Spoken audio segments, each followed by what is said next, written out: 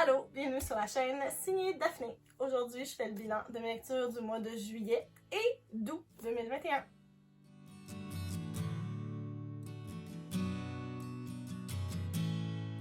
Bonjour les amis, je suis heureuse de vous retrouver aujourd'hui pour ce petit bilan lecture. Comme je l'ai dit en introduction, je vais faire 2 mois vu que j'ai pas publié de bilan lecture pour le mois de juillet. Alors, nous sommes maintenant en septembre, l'été est derrière nous. Je vais faire un bilan de 2 mois et j'ai lu pas mal. Alors cette vidéo sera peut-être un peu longue. Peut-être que vous aimez ça, peut-être que c'est pas votre truc. Quoi qu'il en soit, allez vous chercher une petite boisson chaude. J'ai la mienne juste ici. Je vais mettre les timestamps, donc pour vous indiquer de quel livre je parle à quel moment, pour que vous puissiez sauter si ça ne vous intéresse pas d'entendre parler de tous ces livres dont je vais parler. Avant que je commence, par contre, rappelez-vous que comme d'habitude, toutes les informations sur les livres dont je parle se retrouvent dans la barre d'infos juste en bas, ainsi que toutes les informations pour venir me rejoindre sur les réseaux sociaux. Et j'en profite pour vous demander de vous abonner si ce n'est pas encore fait. En juillet et août, je participais à des défis livresques. Alors, je devais terminer mon défi livresque estival organisé par Encore une page et, spoiler alert, c'est réussi. J'ai lu tous les livres que j'avais mis sur ma pile à lire du défi livresque estival. Je suis comblée. Je pense que c'est la première fois que j'arrive à vraiment compléter une palle au complet dans les temps donnés. Alors, tape dans le dos à moi-même. Aussi, en août, je participais au défi des fiertés organisé par Karine la bouquineuse où il fallait lire des romans, des livres d'auteurs ou avec des personnages qui font partie de la communauté LGBTQ+. Sans oublier qu'au début du mois d'août, fin juillet, début août, il y avait le week-end sans signet d'Anne Literarum qui était organisé pour la 2e année consécutive. Et si vous avez regardé mon vlog lecture, vous savez que j'ai tenté de participer, mais que la vie, en fait, était bien occupée pour moi ce week-end-là. Donc, j'ai comme fait les lectures que j'avais prévu faire, mais beaucoup plus tard, ou entre dans la semaine qui a suivi, puis après ça, dans le courant du mois d'août. Alors, bon, je vais vous en parler quand même, mais pour moi, le week-end sans signet, ça a été un échec, mais c'est pas grave. J'ai lu pas mal, pareil. C'est ça la grande victoire, en fait. Alors, en juillet, roulement de tambour, j'ai lu 6 livres, et en août, j'en ai lu 9. Je pense que ça a paru que j'ai eu une semaine de vacances et que je n'étais plus seule au travail parce que ma patronne est revenue de congé de maternité et nous sommes maintenant 2. Alors, ça paraît, plus de temps, plus d'énergie, plus le goût de lire. Et la chose la plus excitante, c'est que je suis maintenant à 49 livres sur 50, qui est mon objectif de l'année.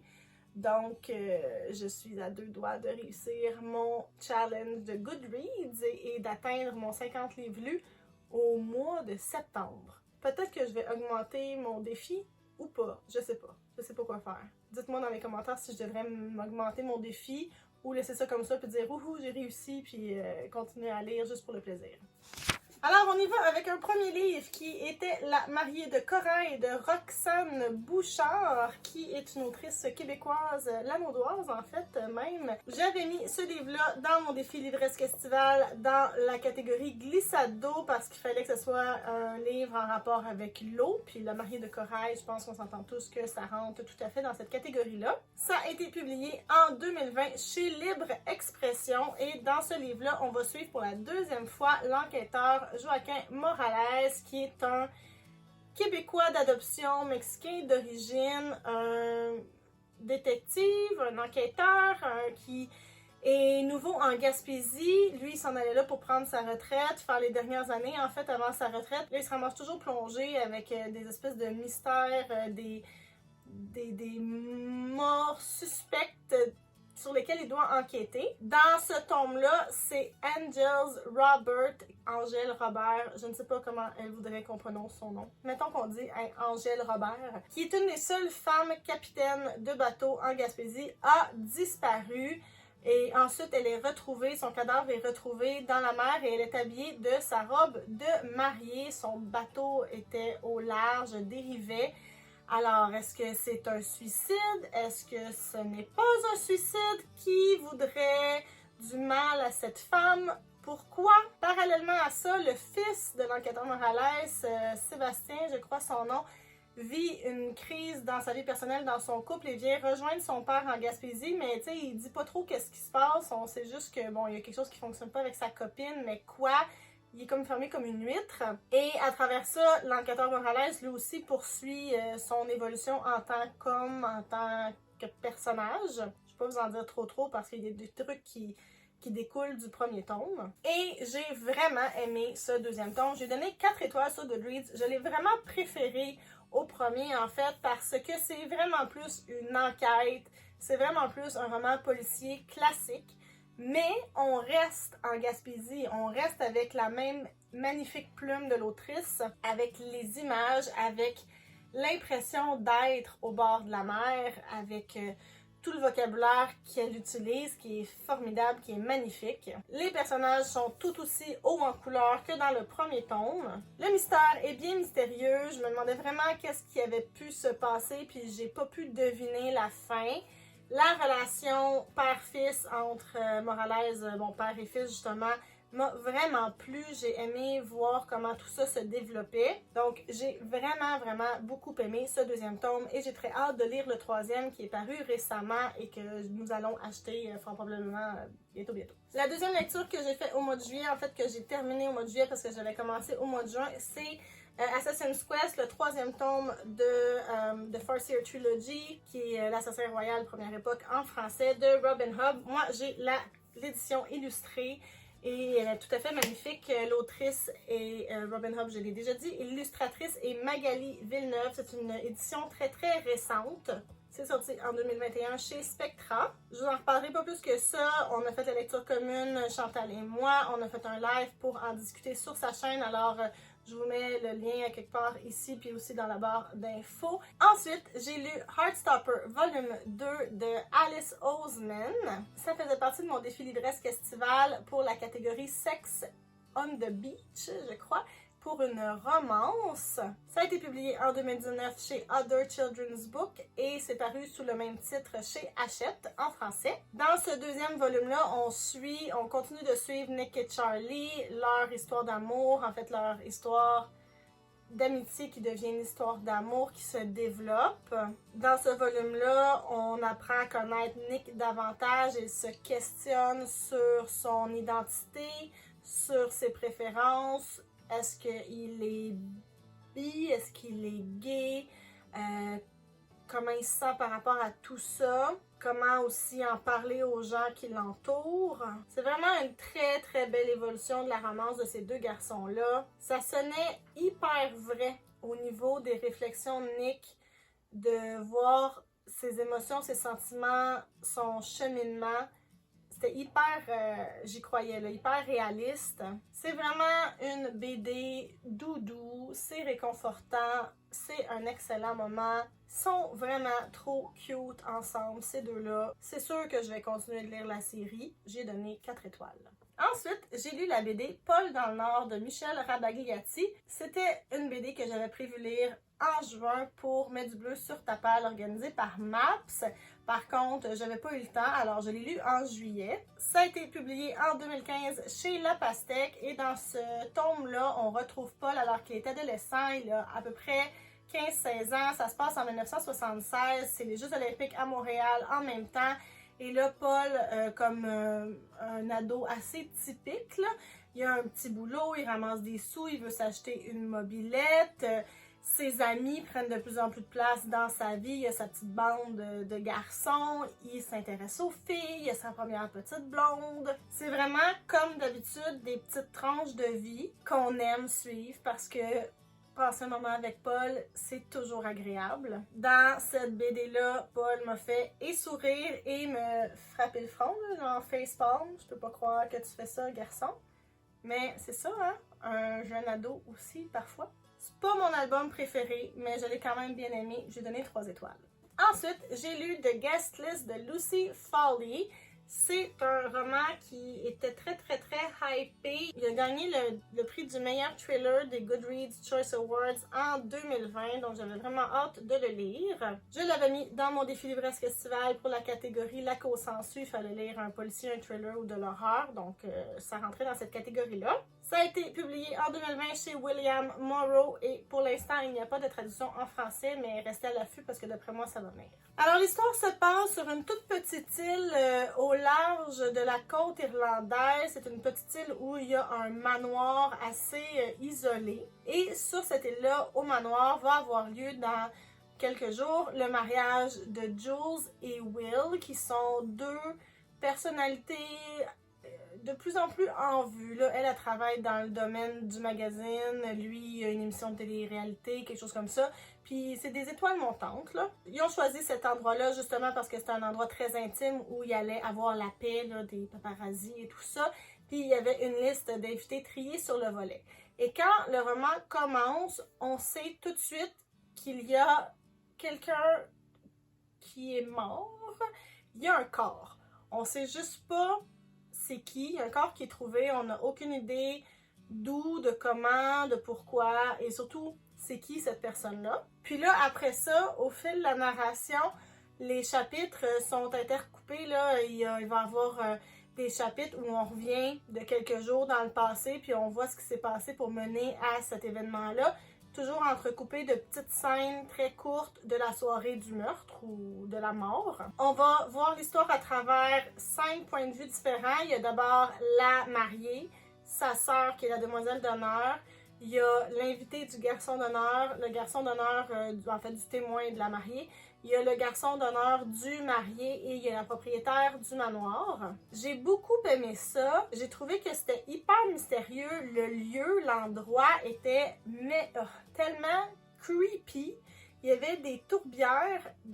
Puis là, elle nous décrit un peu le principe là, que c'est comme un peu des genres de sable mouvement, mais c'est pas du sable, c'est de la glaise mouvante. Puis il y avait des gens qui restent pris dedans. Puis oh mon Dieu, c'était vraiment comme je veux pas aller là quand il fait noir, c'est sûr que non. L'ambiance était vraiment, vraiment bien installée. Il y a des trucs que j'ai réussi à deviner, d'autres trucs pas du tout. C'était plutôt bien ficelé. La fin était extrêmement satisfaisante, je dois vous le dire. Mon petit cœur était content. Le seul truc que j'ai un peu moins aimé, en fait, c'est que ça m'a pris un moment avant de bien distinguer les différents narrateurs. Je trouvais que au départ, leur voix se ressemblait beaucoup, puis je savais pas trop qui était le narrateur avant quelques, mettons, 1 ou 2 pages dans le chapitre de bien comprendre, mais au fil du roman, ça s'est estompé, puis les personnages étaient mieux campés. Mais pour vrai, c'était une super bonne lecture, ça s'est lu super bien, super rapidement.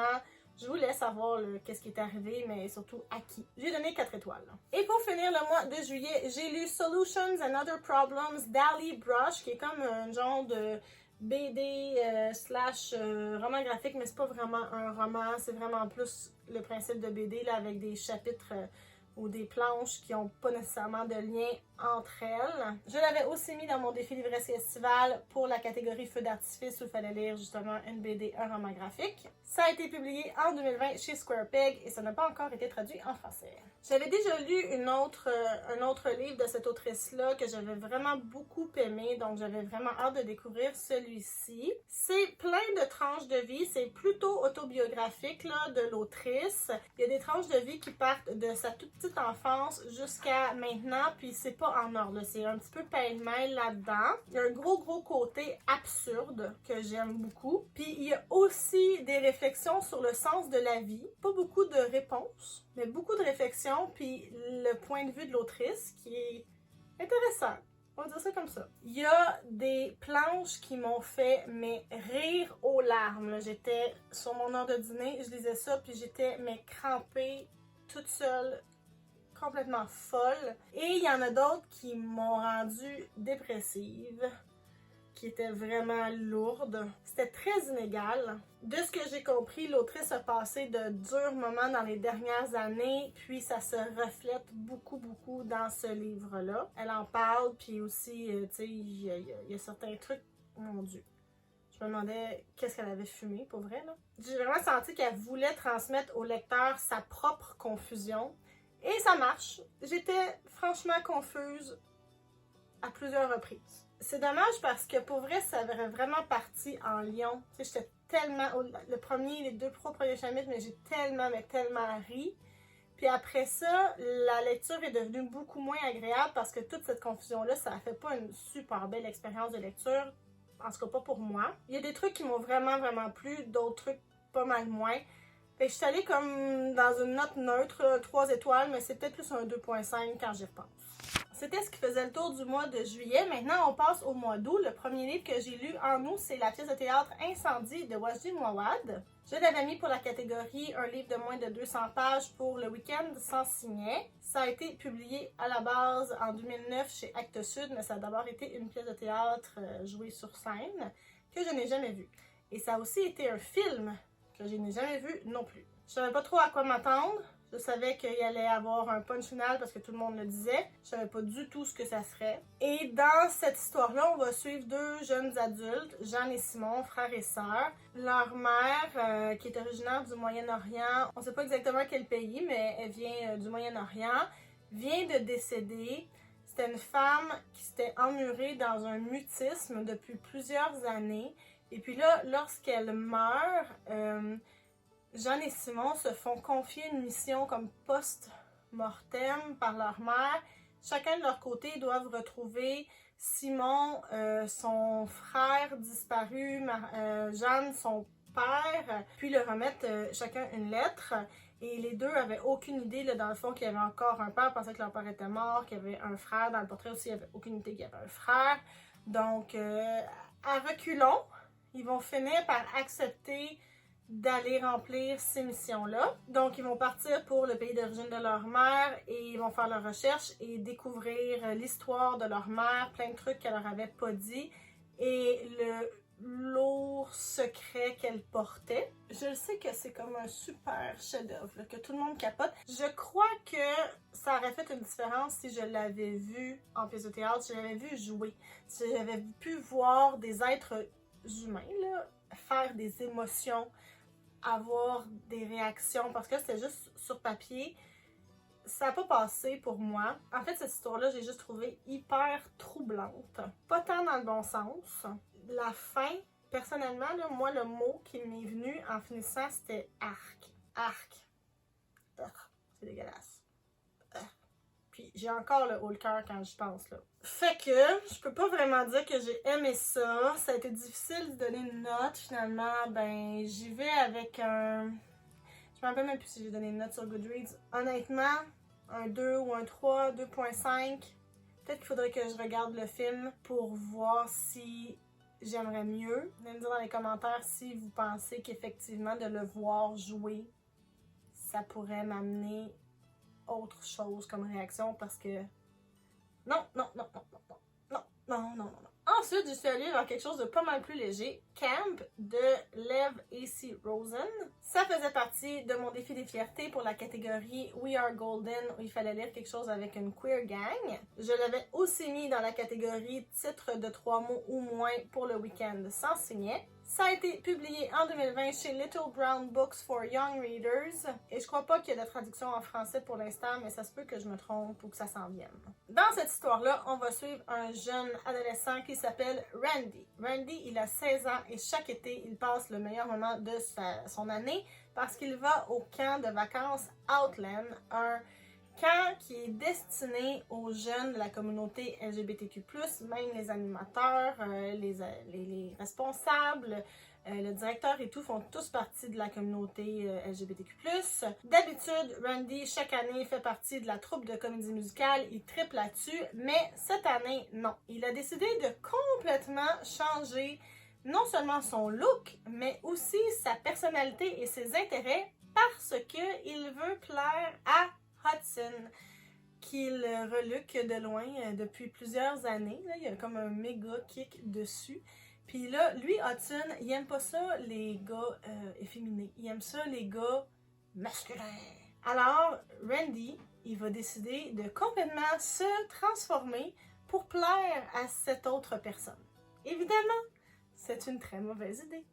Et tout le monde y dit. Hein, ses amis ils disent, quand ils se rendent compte, le directeur qui se rend compte ou qui ne sent pas de bon sens, le monsieur celui qui s'occupe de la troupe de comédie musicale, il dit aussi que ça n'a pas de sens. Mais bon, il s'entête. On se dit son plan va pas marcher, ça n'a pas de bon sens, mais bon, en tout cas, je vous laisserai lire l'histoire. J'ai beaucoup aimé ce petit livre, ça s'est lu tout seul, c'était vraiment léger et amusant. Je me suis bidonnée à plusieurs reprises. Comme toute bonne romance qui se respecte, on sait à peu près où ça s'en va, mais j'ai vraiment aimé le chemin qui a été pris pour se rendre là. J'ai trouvé ça super le fun à explorer, à lire. Le personnage de Randy est attachant malgré sa tête dure. C'était aussi intéressant de voir Hudson, voir son parcours, son cheminement au fil du roman. Le message, là, rester soi-même, il est hyper gros. C'est comme s'il était écrit en grosses lettres qui flashent au néon. Mais pour vrai, ça passe quand même s'il est super évident. Et franchement, c'était une très bonne lecture. J'ai donné 4 étoiles et je remercie Karine de me l'avoir référé parce que c'était vraiment très chouette. Ensuite de ça, j'ai lu une autre romance. Que se passe-t-il? Je ne sais pas. J'ai lu Crazy Rich Asians de Kevin Kwan, qui faisait aussi partie de mon défi livresque estival pour la catégorie On the Road Again, où il fallait lire quelque chose qui parlait de voyage ou qui se passait dans un autre pays. Et dans ce roman-là, ben, ça se passe à Singapour, puis on a une Américaine qui voyage à Singapour, donc ça fonctionnait. Ça a été publié en 2014 chez Anchor, et en français, le titre est Crazy Rich à Singapour. Ça a été publié chez Albin Michel. Donc, dans ce roman-là, comme je l'ai dit, on va suivre une Américaine d'origine chinoise, Rachel. Elle a un amoureux qui vient de Singapour qui s'appelle Nick. Et là, Nick va l'inviter à venir au mariage de son ami d'enfance qui va avoir lieu à Singapour. Et elle accepte de y aller, mais l'affaire que Nick n'avait pas dit à Rachel, c'est que ben il est ultra riche. Tout le monde dans sa famille est ultra riche, donc elle arrive là. Et elle a l'air comme un chien dans un jeu de quilles, en fait. En plus de ça, la famille de Nick, en fait, personne n'est favorable à sa présence. Ils ne veulent pas d'elle. Ils ne veulent surtout pas que Nick la fiance ou pense à la marier parce qu'elle vient pas de la bonne classe sociale. Et c'est une romance! Alors, devinez comment ça finit. Pour vrai, pour une rare fois, je vais dire que j'ai préféré le film au livre. J'avais regardé le film il y a plusieurs années déjà. Et ça m'a aidé d'avoir un visuel parce que, tu sais, moi, là, la richesse ostentatoire, là, je connais pas ça, pas pantoute. Alors, j'aurais pas pu m'imaginer l'opulence de ces gens. Et puis là, je pouvais, parce que je l'avais vu comme en image, j'avais des souvenirs. Donc ça m'a aidé. Que dire de cette lecture? C'était une petite lecture légère et divertissante. Par contre, il y a beaucoup de choses qui m'ont irritée. Comme le fait que Nick, ils disent pas là, à Rachel, là, il la prépare pas du tout, mais pas du tout. Je trouve ça vraiment pas cool de sa part. Je veux dire, pauvre fille, là. Elle se fait traiter de façon, mais complètement odieuse. Mais odieuse. Moi, là, si j'avais été elle, j'aurais pris mes clics et mes claques, puis j'aurais fait « Ciao, mon ami, hein, t'en vaut pas la peine. » Sérieux, elle était zéro préparée, elle fait pitié, là, quasiment. Là. Puis, la fin est un peu comme bonbon, mais on dirait que j'étais comme, mais non, il n'y a rien de réglé, mais il n'y a rien de réglé, là. C'est comme une fin bonbon parce qu'il fallait finir le livre. Mais attends une minute, là, on tourne la page, puis les problèmes sont tous encore là, là. C'est sûr que c'est sûrement pour ça que d'autres tombent. Mais j'ai pas le goût de lire. Est-ce qu'il y aurait quelqu'un qui aurait lu la suite, puis qui voudrait me faire un topo rapide? Soit dans les commentaires, ou soit écrivez-moi en privé. J'ai comme envie de savoir qu'est-ce qui arrive après, mais zéro envie de me taper les romans, là. Fait que si vous les avez lus, venez me dire ça. Donc, on va dire que c'était correct sans plus. 2 étoiles. Parce que je l'ai quand même fini, tu sais. C'était pas un j'ai pas du tout aimé ça. 2 étoiles. Ensuite, j'ai lu Mrs. Everything de Jennifer Weiner. Je l'avais mis dans mon défi livresque estival pour la catégorie barbecue du dimanche parce que ça parlait de famille, de secrets, etc.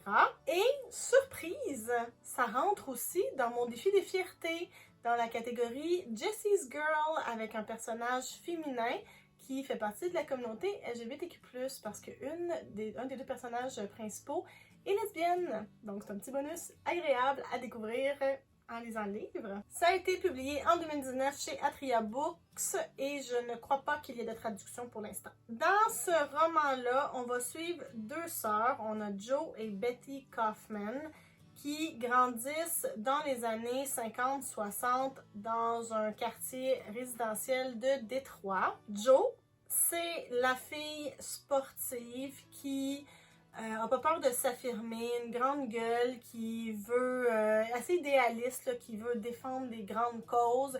C'est aussi elle qui préfère les femmes en secret parce que vu l'époque, là, elle peut pas vraiment vivre son homosexualité vraiment de façon affichée. Et de l'autre côté, on a Betty, sa petite sœur, qui est plutôt la petite fille parfaite, sage, qui fait toujours ce qu'on lui demande, qui s'entend bien avec ses parents, qui fait pas de vagues. On va suivre ces deux filles-là, ces deux femmes-là, à travers leur vie, donc à travers plusieurs décennies, jusqu'à aujourd'hui en fait. On va voir que ce qu'elles vivent en étant enfants et adolescentes va finalement influencer leur vie d'adulte. On voit leur haut, leur bas, leur relation aussi qui évolue, fluctue au fil des années. Et en même temps, on voit l'évolution de la société américaine à travers tout ça. J'ai vraiment aimé ce roman. C'était vraiment pas un récit rocambolesque, là. On suivait deux femmes, tout ce qu'il y a de plus ordinaire, là, comme on en croise tous les jours, des Mrs. Everyone, Everything, Madame Tout-le-Monde en fait, avec leur vie normale, comme plusieurs l'ont vécu et la vivent encore, mais dans chaque vie normale, il y a toujours des événements marquants, des événements positifs, des événements négatifs qui vont après ça laisser des traces pour des décennies à venir, puis c'est vraiment ça qu'on voit. Ça montre vraiment comment la vie se passe rarement comme on l'aurait voulu, comme on l'aurait prédit. C'est extrêmement bien écrit et je me suis tellement attachée à ces deux femmes-là qui sont fascinantes, intéressantes, loin d'être parfaites, mais tellement attachante. Parfois, c'était Jo qui me faisait rager. Parfois, c'était Betty. Puis là, je comprenais une. Puis là, je comprenais l'autre aussi. C'était vraiment... Sérieusement, c'était excellent. Leur histoire est à la fois unique et commune. Je pense que c'est ce qui fait la beauté de ce roman-là. J'ai été vraiment touchée. Franchement, une très bonne lecture. C'est pas un 5 étoiles, parce qu'on dirait qu'il me manque un petit quelque chose pour me faire dire c'est vraiment un coup de cœur, mais 4.5 solide, là. Puis en lisant, c'est drôle, mais j'arrêtais pas de me dire il faut que Cindy Landes lise ça, il faut que Cindy lise ça, il faut que Cindy Landes lise ça. Il me semble que ça serait vraiment son genre. Alors Cindy, je te le recommande fortement. Et à tout le monde aussi. Ensuite, j'ai lu le roman Autobiographie de Christina Lauren. Celui-là, il faisait partie de plusieurs catégories, de plusieurs défis. Pour le défi livresque estival, il était dans la catégorie S'mores sur le feu, 3 choses que j'aime parce que la couverture était belle, ça parlait d'écriture, puis j'aime l'autrice, les autrices en fait. Pour le week-end sans signer, ça faisait partie de ma catégorie avec du bleu sur la couverture. Et pour le défi des frièretés, c'était la catégorie libérée, délivrée, parce qu'il y a un coming out dans ce livre-là. Ça a été publié en 2017 chez Simon Schuster's Book for Young Readers et en français, le titre est vraiment semblable, Autobiographie, chez Hugo Roman New Way. Alors, dans cette histoire-là, notre personnage principal, c'est Tanner. Tanner, c'est un adolescent, dernière année de secondaire. Il habite dans l'État de l'Utah, à Provo, qui est une ville où la majorité de la population est mormone, donc fait partie de l'Église de Jésus-Christ et des Saints des Derniers Jours. Mais Tanner et sa famille, lui, eux, sont pas du tout religieux. Ça fait pas longtemps qu'il habite là, quelques années peut-être. Avant ça, il habitait en Californie. Tanner, il est bisexuel, puis en Californie, il était out, là. Je veux dire, tout le monde savait qu'il était bi, puis c'était bien correct, puis il y avait des chums, puis des blondes, puis il n'y en avait pas de problème. Mais depuis qu'il a déménagé à Provo, ses parents, ils ont dit peut-être que c'est pas le bon endroit pour faire ton coming out, là, pour pas être victime d'ostracisme ou quoi que ce soit. Alors, ses parents le savent, sa soeur le sait, mais le reste de la population, comme ses copains à l'école, il y a personne qui le sait. Parce que, dans la religion mormone, l'homosexualité n'est pas condamnée de façon claire et précise, mais les gens qui sortent du placard, qui s'affichent comme étant queer ou gay ou peu importe, ils se font souvent, comme ils perdent en fait leur famille, ils se font comme mettre de côté, ils perdent contact, ils peuvent plus faire partie de leur église, leur communauté. Alors c'est ça, il y a tout ça dans ce roman-là. Mais bref, l'histoire c'est que Tanner, il participe à un cours, il y a un cours dans sa dernière partie de secondaire où il doit écrire un roman.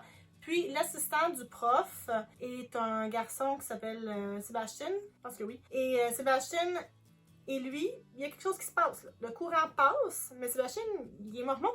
Mais il y a de quoi? C'est-tu dans la tête de Tanner?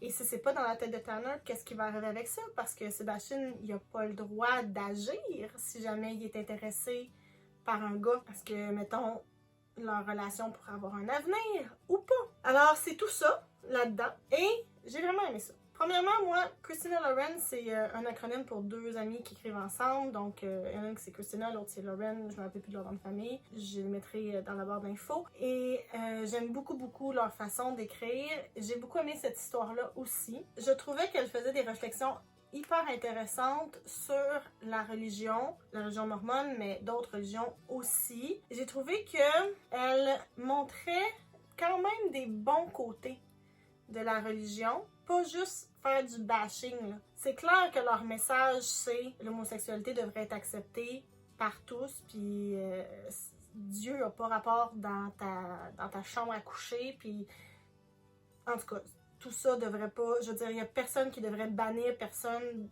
de quelque endroit que ce soit un temple ou une église ou n'importe où, là, à cause de son orientation sexuelle. C'est clair que c'est ça le message, mais en même temps, tu sais, elles étaient pas juste dans le portrait comme unilatéral, là. Elles montraient vraiment les bons côtés quand même de cet esprit de communauté-là. C'était comme pas trop biaisé. Fait que j'ai vraiment aimé ça, leur façon de l'amener. Oui, leur critique était frontale, sévère, mais juste. Mais il y avait des nuances. Fait que ça, pour moi, c'était vraiment, vraiment gagnant. Les personnages étaient super bien construits. J'ai vraiment cru à leurs émotions. J'ai vraiment beaucoup aimé ce roman. Je lui ai donné 4 étoiles.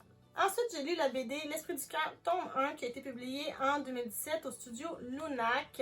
C'est une BD de l'autrice Axelle Lenoir, qui portait anciennement le nom de Michel Falardeau, parce qu'Axelle est une femme trans.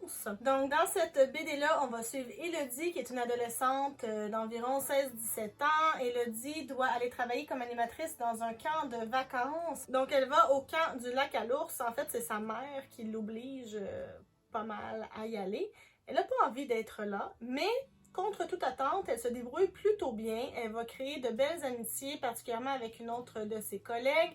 Elle va créer aussi de super beaux liens avec le groupe de petites filles dont elle est en charge, toutes des petites rousses.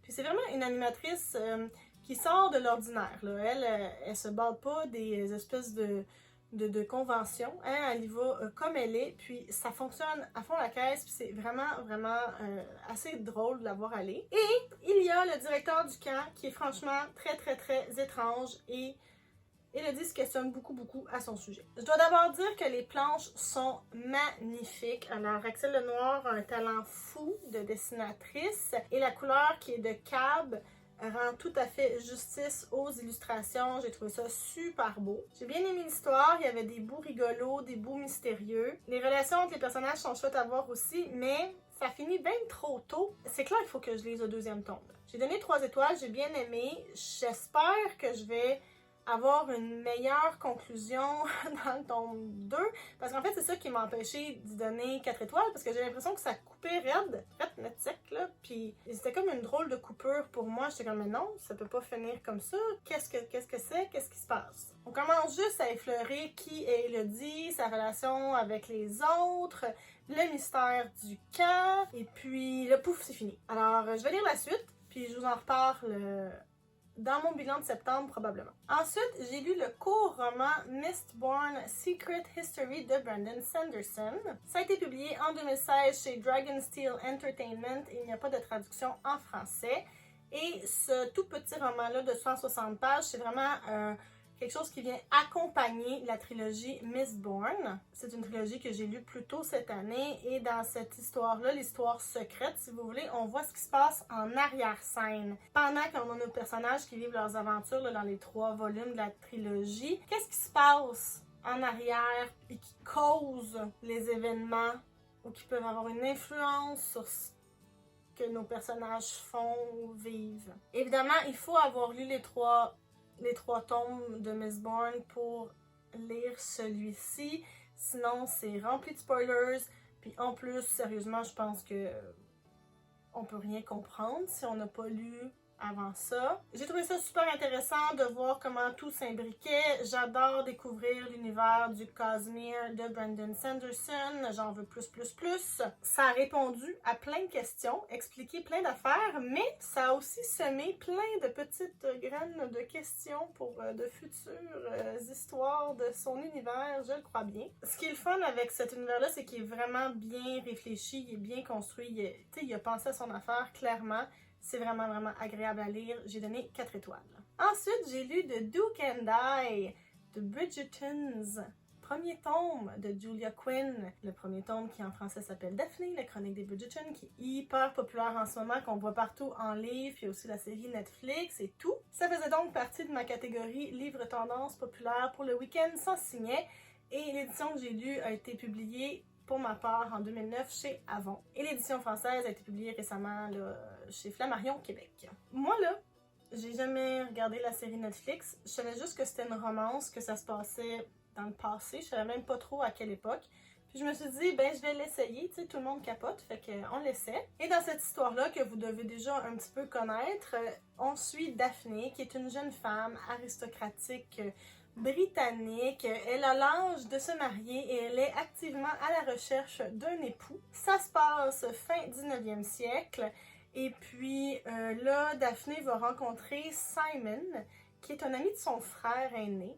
Et Simon, lui, c'est un duc, nouvellement duc en fait, parce que son père vient de décéder. Et Simon, il n'a pas envie de se marier, il ne veut pas se marier. Et là, Daphné et lui se rencontrent, ils s'entendent bien, puis ils décident de faire un genre de pacte, là, de se fréquenter, mais faire semblant. Comme ça, ben, lui, il se fait plus achaler par toutes les mères puis les filles célibataires qui voudraient donc lui mettre le grappin dessus. Et elle, de son côté, Daphné, devient soudainement très attirante pour tous les autres hommes qui, normalement, trouvent que c'est une bien bonne fille, une bonne amie, mais rien de plus. Alors, ils se disent, on va tous les deux y gagner. Et c'est une romance, alors, devinez ce qui va se passer. Je dois avouer que c'était quand même très, très divertissant, vraiment. Je passais un très bon moment. Il y a des scènes qui m'ont vraiment fait rire. Ce que j'ai aimé, c'est que les personnages ont de l'humour, de l'autodérision, ils font du sarcasme, ils sont un petit peu cyniques sur les bords. J'ai bien aimé. C'est quand même une romance assez typique, victime du « parlez-vous donc », Colin. C'est un trope que j'aime un petit peu moins, là, le fait de si vous vous parlez, les problèmes se règlent, là, on n'aurait même pas de roman. Mais bon, c'était correct. Je comprenais en même temps le pourquoi du comment de chaque personnage, pourquoi il agissait ainsi. C'était quand même expliqué. Des fois, je me disais, c'est un petit peu tiré par les cheveux, mais bon, c'était quand même agréable. C'était pas un coup de cœur, mais ça s'est vu vite. J'ai passé un bon moment. Je vais sûrement lire la suite éventuellement, mais tu sais, je suis pas nécessairement pressée là, de lire la suite, là, ça viendra en temps et lieu un moment donné quand j'aurai le goût. J'ai donné un beau 3 étoiles. Et enfin, le dernier livre que j'ai lu pour le mois d'août, c'est Spinning de Tillie Walden. Ça rentrait dans la catégorie Jessie's Girl du défi des fiertés parce qu'on a un personnage féminin qui fait partie de la communauté LGBTQ+. Ça a été publié en 2017 chez First Second et sous le même titre chez Gallimard Bande dessinée. C'est une édition française d'ailleurs que je tiens entre mes mains et que j'ai lu. C'est un roman graphique autobiographique de l'autrice qui a fait du patinage artistique de son enfance jusqu'à la fin de son adolescence. Au moment où l'histoire commence, Tillie vient de déménager au Texas. Elle est adolescente. Elle doit se faire des nouvelles amies, s'intégrer à une nouvelle patinoire, rencontrer de nouvelles patineuses, une nouvelle équipe de patinage synchro. J'ai trouvé, malgré là, le pavé, que ça restait trop en surface. C'était correct, là, sans plus. J'ai pas tant aimé ça, je vais être très honnête avec vous. Il y a comme une genre de lourdeur là, qui se dégage de ce récit-là. Je me demandais tout le temps, mais pourquoi tu continues à aller faire du patin? Clairement, t'es malheureuse comme les pierres, fille. Cesse, ne fais plus ça. Peut-être que c'est un truc que seules les patineuses peuvent comprendre. Expliquez-moi dans les commentaires si vous en êtes une. Mais, tu sais, si c'est un besoin là, intense qu'elle avait de patiner tout le temps, je trouve que c'était pas assez expliqué. J'aurais aimé que le livre me l'explique plus, me l'explique mieux. Je sais pas comment, mais différemment en tout cas. Parce que pour vrai, je ne la comprenais pas, cette jeune fille-là. Je la comprenais pas. Je me suis pas attachée à elle parce que je la comprenais pas. On dirait que c'est toujours resté en surface. Il m'en manquait. Donc, j'ai fini le mois sur un gros me. Dommage. Quand même, ça me fait 15 livres lus dans les 2 derniers mois. Je suis épatée. Alors, merci d'être resté jusqu'au bout de cette interminable bilan lecture. Venez me dire dans les commentaires s'il y a des livres dont j'ai parlé qui vous font envie ou que vous avez lu, ce que vous en avez pensé. N'oubliez pas que toutes les informations sur les livres dont j'ai parlé se retrouvent dans la barre d'infos juste en bas, ainsi que toutes les informations pour venir me rejoindre sur les réseaux sociaux. N'hésitez pas à vous abonner si vous aimez le contenu que je vous propose. Je vous remercie encore une fois d'avoir été là et je vous dis à bientôt. Bye bye!